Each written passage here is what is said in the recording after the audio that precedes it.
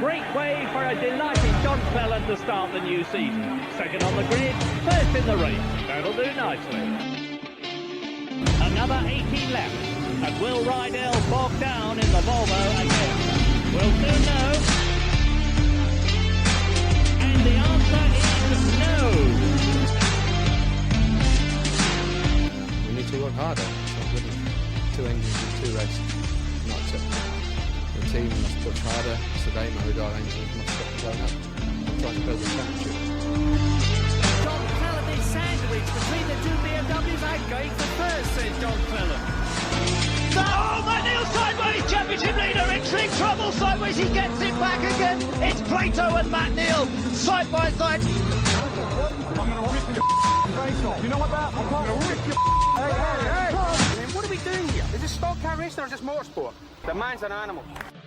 And Colin Turkington is going to become the champion for the 3rd time in his career with 1 race to stand.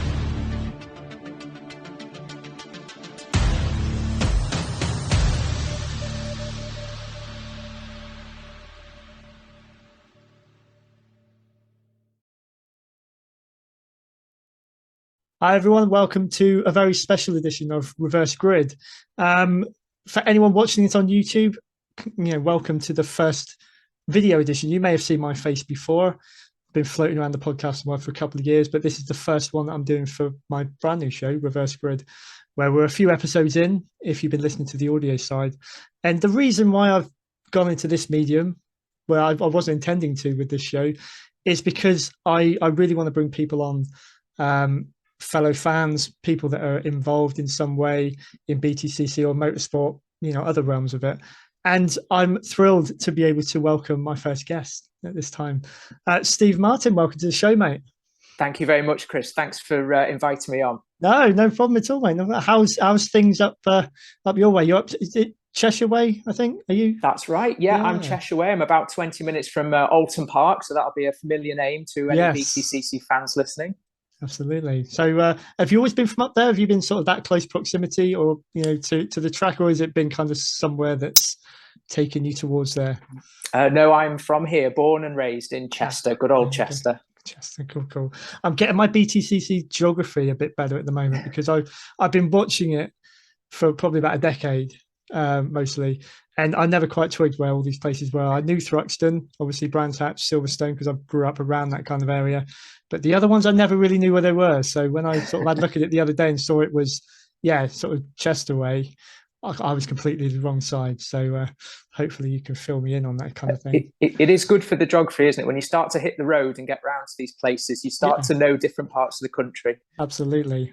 I would like to venture around them all, but I think Knockhill might be a bit of a stretch for me from South Devon. But it's a long way. It's a long way, but it's definitely be worth it. No, thank you for coming on. I really, just to begin with, the obvious place to start, I suppose, at the beginning. I'm not going to launch into song. With BTCC and yourself, so really, when did you first get into it? Sort of, what were the circumstances and what sort of drew you in?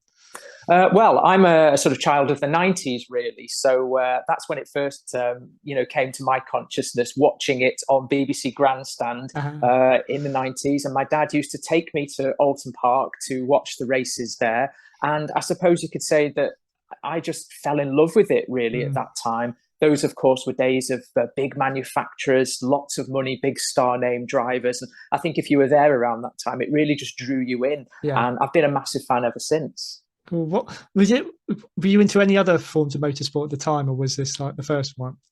Well, this was very much the first one. I mean, I was aware of BTCC before I was aware of anything else, whether it's Formula One or rallying. But of course, from BTCC, you immerse yourself in that motorsport world. And so, other things, you start to catch your attention, other race series, club championships, so on. Yeah, cool. I remember my earliest memories, I think it comes off of my dad was a big Formula One fan. And I didn't realise this until I started sort of forcing myself to remember recently. But it was when, as I've been delving into the history of it recently as well, it reminded me that it used to be one of the support races for the British Grand Prix. And absolutely. I remember then, that's what flicked it for me. I remember sitting at my nan's while my dad had the British Grand Prix on, probably asleep to it. And I remember these races going on before with cars that I recognise because they were cars that you'd see on the road. And I think they were just more relatable, really. Would you say, in that sense? Would you agree? Absolutely, Chris. I think you've hit the nail on the head there. That is what's so attractive about the championship. It's that, I mean, for example, I drive a Ford Focus in my day-to-day car. So I can go to the track and I can say, oh, look, there's a Ford Focus. And, or it's nothing like the Ford Focus I drive, but it looks kind of similar. And I think that's why people are so attracted to the championship and always have been. Yeah. Yeah. And I think you still get, from what I've seen anyway, you still get a lot of elements of drama in there. They may not be doing the breakneck speeds that Formula One are, but the dangers are still the same, Yeah, absolutely. It's door handle to door handle, isn't it? Bumper to bumper at over 100 miles an hour. And, that is inherently dangerous, whichever way you want to look at it. And it's great fun, a great spectacle for everyone to watch. Who was the big guy then when you were getting into it back then? Can you remember who were the front runners? Yeah, so I suppose my probably first season of really watching it closely was 94. So Gabriele Tarquini was the big name then. He'd just come from Formula One and he won the championship at his first attempt. Other big names, people like John Cleland, Paul Radicic, they were just huge, and they were the people I watched week in, week out on TV, and I loved all of them, to be honest with you. Although probably Paul Radicic as a Ford man was my favourite, but I just idolised all of those guys. I was just about to my next question then was going to be, what was your favourite car then? So you kind of touched on it being, was it Ford? Was it Paul Radicic's vehicle in particular that you? Yeah. Absolutely. Yeah, it was, because, I mean, as we've just said, the great thing about BTCC is you could relate to the cars. So at the time, my dad had a Ford Mondeo and my best friend's dad had a Vauxhall Cavalier. So there's a bit of a friendly rivalry between us. So, but that started my love of Ford in motorsport. And from there, I always supported the Ford team. And I've always kind of bought Ford vehicles. And you can trace that back really to watching BTCC. And I'm sure lots of other people would say the same. That's cool, because I was, it's funny you've mentioned the Cavaliers though, actually. So I was brought up with a Cavalier family. My dad, my granddad, my uncle, they all had Cavaliers. And I was quite sad actually when they started petering out and they started going elsewhere. And until recently that again, there's this massive gap with my knowledge, I suppose. I don't remember a lot about what was going on when I first watched it. I got into it for myself in 2012. So I'm going back slowly and padding it out. And I was always wondering, were the Cavaliers on the grid at some point? And, thankfully they were. So they were, yeah. It's great to see, Ford and Vauxhall. When I was growing up again, I think they were the two main brands I knew of anyway, outside of any kind of motorsport. So Ford Mondeo, I have heard then that is you've got a bit of a sort of love affair going on with Ford Mondeo and BTCC? Yeah, I have. Yeah. So, I mean, as I say, the seed was planted there in the mid-90s. And to bring us a bit more up to date, during the lockdown, like a lot of us were, I was sort of sitting at home a lot, sort of wondering what I could do within the rules of what we were allowed to do. So I thought, well, I used to have a Mondeo many years ago, a really old one. So I went out and bought one. And I actually bought a couple of really old ones, just, with problems and, not much MOT. And I tinkered around with them. I'm now on to my third one. And this is actually quite a good one now. So it's over 20 years old. Wow. And it's a type that would have raced in the BTCC back in the day. And I've tinkered with it. I've done a few jobs myself. It's pretty presentable. Cool. I took it down to the Festival of the Unexceptional a few weeks ago. I don't know if you've heard of about that. Yes, great that you mentioned that. I did not know about it, and I saw it come up on Facebook. Wow. And it was fascinating. Yeah, they had was it Vauxhall Astra or something that won it? Is that Vauxhall Astra, like an old 93 or 94. It was great. That was brilliant. Oh, right, so that's cool. So you took it down there. So what were you amongst then? Just give us a flavour of what that festival is about and sort of the other cars that were around you. Well, of course, and most of the cars there tend to be from the 80s and 90s. That's kind of the era that it focuses on. And as the name suggests, it's cars that were once a common sight on the road, but now you don't really see. So you're not going to see like a Ford Sierra Cosworth or something like that, but you might see a standard Ford Sierra. The focus really is on those kind of basic models, the ones that now people have forgotten about, and it's all just a celebration really of that 80s, 90s car culture, and it was just such a great event. Fantastic. I love, and again, I think that's one thing now it's on my radar. I will definitely. Can you go along to spectate it, or do you have to be sort of showing a vehicle? No, absolutely not. So you get a choice when you book your ticket. You can say whether you're actually wanting to show your vehicle, or you can just get a car park ticket. That's cool. Park and walk around all day to your heart's content. That's definitely going to be on my list, because nostalgia is my thing. If you ever delve back into the rest of my shows, there's an element of nostalgia to them. And same with this, because I started padding out my BTCC knowledge with going right back to the 80s, and I've been sort of viewing some of the past seasons and that. It's the old cars. It's the cars I grew up with. And like you say, it's the ones that you just don't see. So my dad had Cavaliers. He had a Renault 25, which I loved. Wow. Ford Granada, so those kind that were probably not as aesthetically pleasing, I suppose, or memorable, for their feature speed or anything like that. But that's brilliant. There you go. Yeah, definitely worth getting yourself down to that show next year. As soon as it's published today, I'd book your ticket. I will do that now that I know about it. It's back to just one question I wanted to ask you, actually, going back to the Mondeo in BTCC. Nigel Mansell, obviously, again, I don't remember. I never watched it at the time. I read his book recently. I remember vaguely he was involved in BTCC. So I thought he was quite a bit more prominence there. I don't think his stint was particularly great or memorable for the wrong reasons, would I say? Am I right? Yeah, I think you're absolutely right. So he had two really very brief stints. The first was 1993. So that was a really key year actually for Mansell, because he'd won the Formula One World Championship in 92, the year before, and he won the IndyCar title in 93. And at the end of 93, the British public hadn't actually seen him since he won F1 and IndyCar. So it was kind of a joint collaboration between Touring Car Association, TOCA, and Nigel Mansell and Ford to bring him back to the UK in front of a UK audience, and also great publicity for the championship as well. So they used to have this thing at the end of the season called the TOCA Shootout. It wasn't a championship race. It was just a one-off event, if you like, where some other drivers, people like Mansell, I think Derek Warwick, Chris Rea, the musician, he took part as well. So a few interesting names. And that one event, he actually was doing really well. He got close to the front. And of course, now it's an infamous incident where he crashed the car at Oulton Park into the sort of bridge, Starkey's Bridge. And, he was very lucky to walk away from that. I've got to say it could have been a much more serious incident. Yeah, I've watched it recently, and hearing and reading him talk about it in his book, where his head went through the window. Is it the time that they then stopped using glass in the windows, or they did for a time in the touring cars because of that accident? That's absolutely right. And at that time, they didn't have a safety net either in the windows. That's something they introduced for the following season after the Mansell incident. Yeah, not something I think he wants to be remembered for. And from what I've heard, whenever I watched an interview with him that he's done recently, where they compared what was it like driving a British touring car compared to Formula One, and his first response was, "There's no power." Yeah, which I guess you watch them on the track, being in person like I was, thankfully, this weekend, you really get a feel for how fast these cars are. I know they've come along a bit since those days, but for him to say that, it just puts in perspective, I suppose, what he's used to. Absolutely. It was probably a come down for him, wasn't it, in terms of performance, to go from a 700 horsepower F1 car as they were, to a sort of 300 brake horsepower family saloon car, basically. But 300 brake horsepower, I'd live for that. Me too. One of my previous cars, I think, was like 96. I thought that was good. But there we go. There you go.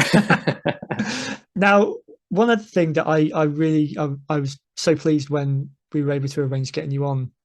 So you've got other experience closer to the track that you can talk about as well, to do with the BTCC. You are a marshal, which I've got to say, I came away from Thruxton, and the one thing that I came away with, apart from the fact that it was fantastic to finally see this in person, was I really want to have a look at getting involved in what it takes to become a marshal, because these guys, I think, hats off to them. I mean, the weekend, the weather that was there, they were there in their orange jumpsuits and everything, and what they have to do, and what you guys have to do to keep everyone safe around as well, I think is fantastic. And I won't even say you're the unsung heroes, because I see so much respect within the community, from the drivers, from the other fans alike. Just talk about them firstly, how you got into it, sort of how that came about. Yeah, of course. Well, thank you for your kind words about the marshals. It's it's really great to hear the love and appreciation for what we do. And as you said, there is so much respect out there for us, and that's certainly very much appreciated. How I got into it, really, we're going back now 21 years. So as I've alluded to, I was a spectator with my dad really in the 90s, and then I started going on my own as a spectator when I got a little bit older. So we're talking about sort of mid-teens here. And I was there at Oulton Park every week. I'd pitch up my little camping chair, and I was there from dawn till dusk virtually. So I'd be there at sort of 7:30 in the morning. And one time a marshal recognized me and said, look, you're here every week. You're here for actually longer than we are. Why on earth don't you come and join us and make yourself useful? So I actually did, and literally that day he had me over the barrier. I mean, it was different in those days, but he got me over the barrier, got me some sort of overalls to wear, and that's how it started. Wow. So that's 21 years, and I'm still doing it. I still absolutely love it. That's fantastic. So is it a very much? I get a feel for, because I've looked into it, and you can have taster days and things like that. Is it very much a learn on the job thing? You have to do it to really find out what it is that's involved. Yeah, I would say that's probably a good analysis of it, really. You've alluded there to the taster days. And what I would say to anyone watching this, anyone who's got an interest in motorsport or just wants to become a little bit more involved, the marshalling taster day is very much the best way to go about it. Sure. If you go to the website of the British Motorsport Marshal Club, the BMMC, it's marshals.co.uk. There's a link on the front page that says book a taster day. So you just fill in your details, and your sort of local representative will get in touch with you, and we'll just arrange a convenient date for you to go along. And it's just really relaxed, the taster day. There's no pressure. They basically give you a tabard. In the morning, you'll go round with an experienced marshal, and they'll just talk to you about the different places on the circuit and different aspects of marshalling. And then in the afternoon, you'll get allocated out to a post. So you'll go out and you'll join the guys and girls on post for the afternoon. Again, there's no pressure. You don't really have to sort of throw yourself into it. You can just sort of watch and see what goes on and make your own sort of decision. Is it something that you'd like to do and have a go at? So I really would impress upon anyone watching it. Just have a go at the taster day. See how you get on, and you never know, you might just fall in love with it, as I did all those years ago, and want to come back for more. And I have heard that, some others, because I put a post out appealing for, any kind of just a feel for people that were doing it, what it's like and that. And I've had nothing but good feedback back. It does appear like, those who get into it, they get hooked quite. What was it that you find you get the most out of for it? What keeps you wanting to do it? Well, that's a good question. And I'd say it's probably going to be a different answer for lots of different people. For me personally, I'm a huge motorsport fan. So I love circuit racing. So I look at some of the headline benefits is that you get in free. I mean, I didn't want to say that as a perk, but yeah, it's got to be there, isn't it? Yeah. It is. It's a really obvious perk. But not only that, you've got the best seat in the house, and also you're actually doing something useful. You're part of the running of those meetings. So, to talk about BTCC, for example, that's such a big circus, and it's just a really interesting experience to go along to one of those big events and see it kind of from the inside and just see what goes into actually putting those meetings on. So for me, it's definitely about the experience of being involved in motorsport. I mean, for other people, though, surprisingly, not everyone who marshals is actually a really big motorsport fan. Some people do it for the kind of social aspect. It's a really close-knit sort of group of people who go to the same circuit every week. So you get to know them. You've got the camaraderie and just the kind of excitement of being part of an event. Cool. Well, you sold it to me. There you go. So you never know. You might find, probably not up at Oulton Park, but you'll probably find me. Is it mainly sort of Oulton Park? Do you do any others? Yeah, I'm mainly Oulton Park, only because it's just so close to home. It's 20 minutes down the road. I have done other circuits. I've done Donington Park, and we've got another track up here called Three Sisters, a smaller circuit. But Oulton Park, very much my home track, and that keeps me busy really throughout the season. So I'm happy and very lucky really to have such a great place on my doorstep. That's cool. Let's talk about some of the, if there are any that stick out in sort of over 20 years doing it, memories, things that you've seen, that like key moments that you've been witness to there, or sort of either near misses, anything kind of dramatic that you've seen in person. Yeah, certainly. Well, there are probably, as I say, I've been doing it 20 odd years. There's probably two incidents really that kind of define my marshalling career, both of which happened quite a number of years ago. And I should say, no one actually came to any harm during these incidents. So it's important to preface what I'm about to say with that. So the first one was actually something that happened off track. But as marshals, you know, you're not just there for what's happening on track. If something serious happens off track, you can also find yourself involved. So I actually found myself at the scene, first on scene to a helicopter crash at Oulton Park a few years back. There's a big field at the back of the venue. It's now what they use for the campsite for the BTCC and other big events. But at the time, it was kind of an informal landing ground for helicopters. So you'd see them come and go during a big event. You know, some of the big name drivers or celebrities would come in helicopters. So we were marshalling, my friend and I, during this one particular race, and a helicopter came in to land over the track. Nothing unusual about that because, you know, you see it quite a lot. But this one particular helicopter, it was coming down, the nose was pitched down slightly and it was coming in a little bit fast. We didn't really think too much of it, but it went over our heads and into the field behind, and we both just looked at each other and said, it's not, you know, something not quite right about that. So we took a slow walk up to the point at which you could see, and we looked across the field and couldn't see anything, but then we noticed something sticking up in the air and we realized that's a rotor blade off the helicopter. So we shouted back down the line, you know, look, there's a helicopter crash, bring help. And we bolted it. So we each carried one of our fire extinguishers. They're 9 kilograms. It doesn't sound a lot, but when you're running across the 40 field, huge. So anyway, we got to this helicopter crash and it was like something out of a film. You know, the helicopter was on its side in pieces, but thankfully there was only one guy on board, the pilot. He was out. He was on his phone. He was covered in dust and cuts and bruises. But thankfully, you know, the helicopter didn't go up. We sort of got him to safety, and then all hell broke loose. You know, the police, the fire service, they all came, and it was just then a kind of blur. So that was one big incident that stood out, and not one that you'd forget. No, quite not one that you would. This just, to me, cements your roles, you know, which could possibly be a part of it, maybe overlooked, is what you get involved in, what you said, off the track. You know, you as spectators, you're focusing really on what is happening in front of you, forgetting all these other things like that. I'm sure that doesn't happen at many tracks, but you know, hell yeah, not something that you would have predicted that you would have been involved in. Well, very much so, as you say, it's a very rare event. There was, as I said, one other incident really that's kind of, and probably the more serious because it actually involved me directly. So a couple of years before that had happened, 2002 British GT Championship, I was actually hit by a car myself. Now I know we've done a bit of an advert for marshalling, so I've kind of done this the wrong way around. But no, because you're still here to tell the story. So in itself, that's a good enough advert for it. Yeah, absolutely. I'm still here, and that was just something that is like a freak accident.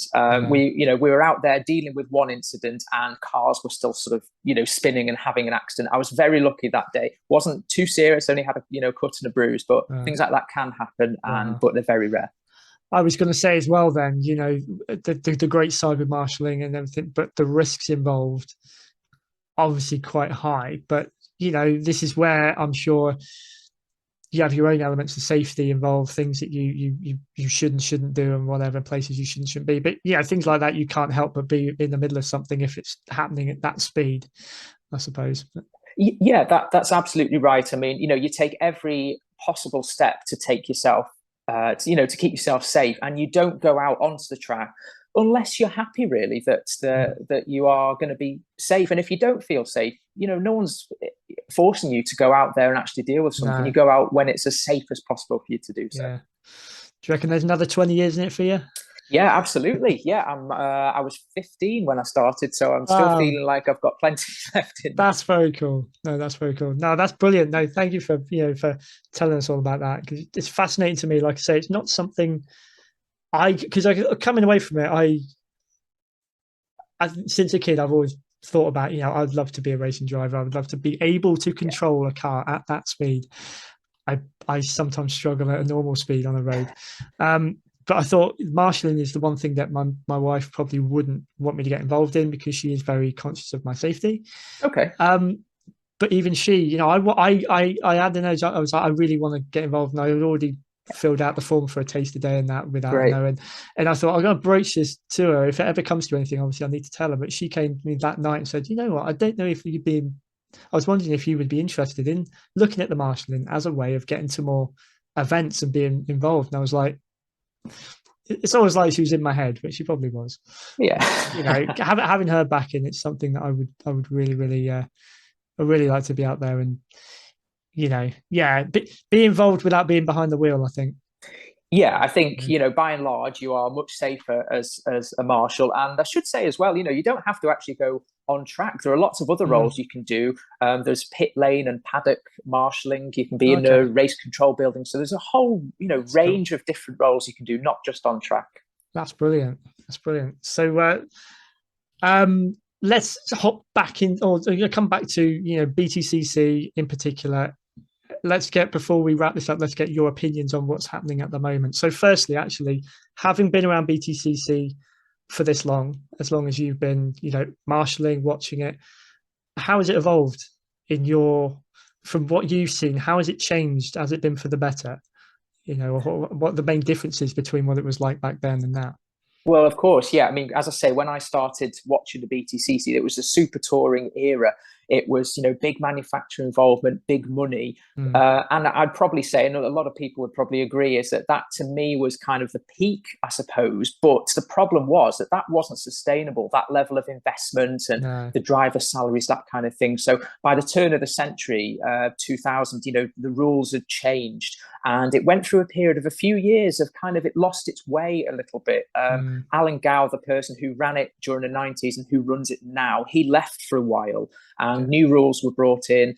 And I think it just struggled. But I really do think that the current era, the last 10 years, these NGTC cars, I think that this is, okay, we perhaps don't have the same manufacturer involvement that we did in the 90s, but I think this is about as good as it gets. We've got full grids. The racing's really close and exciting. As I speak, there's 3-4 different drivers who are still in with a really genuine chance of winning. So it's really exciting right now. Yeah. Do you have a favorite car out there on the grid? Obvious question. Yeah, I think probably at the moment, as a Ford fan, I do love the current Ford Focus. I think what they've done with it is brilliant. Napa Racing coming in with their investment. They've got two fantastic drivers, haven't they? Ash Sutton, Dan Camish, and just what they're doing, I think, is brilliant. But that's not to take anything away from the other teams. Look at the professionalism of West Surrey Racing, Team Dynamics. We're just really lucky, I think, at the moment to have so many great teams out there on the grid. Yeah, and you alluded to it as well with the fact that it's so, even 2 meetings left, so close still. I recently, it was a season I didn't see before I got back into it, 2010. I picked up the DVD about a month ago and thought I had to, you know, I knew that Jason Plato won it, but I was just reading about it and thinking, on the last day, 4 guys were still in with a shout, and I thought that is what is exciting about this, is you cannot write it sometimes, you know. And absolutely. And my little boy, we got twins, but they both absolutely love BTCC now after going seeing it. Great. But my little boy Oscar in particular, his favourite is Ash Sutton. Really? So he was very, very pleased with how they performed, and the fact that he's sort of snuck back through with a very decent chance of being in with a shout third, you know, for his third on the bounce. He has. He's a quality driver, isn't he, Ash Sutton? You can never rule him out, even though he's probably had to, he's had to learn this car for this year. He probably prefers rear wheel drive, but that's how good he is. Yeah. Who's your pick then? Put you on the spot. Oh, that is a good question. I'm going to say Ash Sutton. I think that he is going to do it. I know Turkington is a strong contender, but I just have this feeling that Ash Sutton is just somehow going to, creep to the title. He's snuck in there, isn't he? Yeah, because I didn't know. I haven't watched any of the seasons. I missed out on all the ones where he won the championship. So when I tuned back in this year, I didn't really know anything about him. And so I didn't know how much of a threat he was being up there. But then, as Thruxton showed, literally, I'll just slide in there. Yeah. Just to let him know he's still there, so... exactly. He just won't kind of go away, really. And he's shown himself in the past. He's very good at playing the percentage game. He's a bit like the Alain Prost of the BTCC. He doesn't necessarily have to go for the win. If he can finish fourth and he can't get any higher, he'll happily finish fourth and take the points and move on. That's how he won the championship last time. And I can kind of feel him trying to do that again in a way. Yeah, that's one thing, actually. You'll probably guess by the book behind me, a big Jason Plato fan. It's one thing I read in his book, actually, that he wanted the wins. Yes. You know, and you could tell a lot of the time he's striving for those. Unfortunately, not really happened for him this year. No.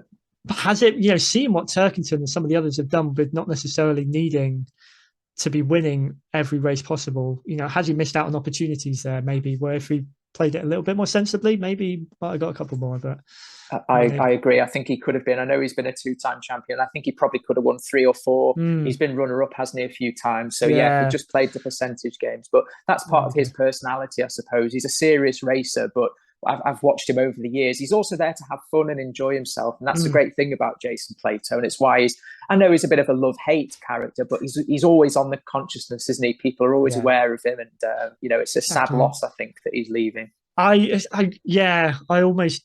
I'm hoping it's not really, you know, his last season. He's been hinting that he's enjoying it too much. Yeah. The argument there is, should he be doing, you know, keep it up for as long as he's enjoying it? But you know, is he going to be too disappointed that he's not in the pack? You know, hunting for the possibly. And you know, you can see that car is in. It's a really good car. We can see what Josh Cook has achieved with that car, you know, at Thruxton in the last meeting. So Jason will be disappointed, I think, that he's not up there closer to the front like he has been in the past. So let's hope it isn't his last season, but it is looking like it might be. Yeah, the oddest thing though is seeing him drive a Honda, I think. Yes, that's what I couldn't quite get past, but you know, there we go. Isn't it strange? But I suppose that was probably the best car available to him at the point where he signed his deal. And he's a racer at heart, isn't he? So he'll probably get over himself. When it comes exactly. He can make good of anything. He's probably. I wouldn't think it's too much of a nod to Matt Neal saying, "Oh yeah, you told me so." Yeah. I don't think he'll ever admit that. No, he won't. Anyway, Steve, this has been fantastic, mate. Thank you so much for coming on. Very welcome. And you know, another point down the line, I think if I've got. I'm planning a whole series of different shows in my head, and you know, if there's one that I can bring you back on, I would be, you know, only too happy to have you back on, mate. So it'll be a pleasure. Thank you, mate, and all the best. Thanks, you too, Chris. Thank you. Cheers. If you enjoyed this episode, please take a moment to like, share, and hit the subscribe button. Also follow us on Facebook and Instagram to keep updated about all future shows.